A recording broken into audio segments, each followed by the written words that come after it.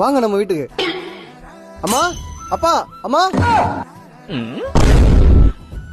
பாத்தியடி உன் பிள்ளைய என்ன காரியம் மட்டும் வந்திருக்கான் பாத்தியா? நம்ம என்ன செத்தா போயிட்டோம், ஒரு பொண்ணு வலிச்சு வந்திருக்கான் பாத்தியா?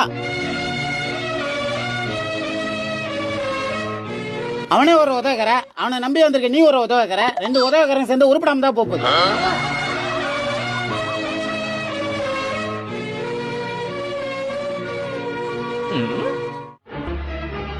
சொத்து கிட்ட கேட்டா செருப்பால அடிப்பேன், வெளியே போடா.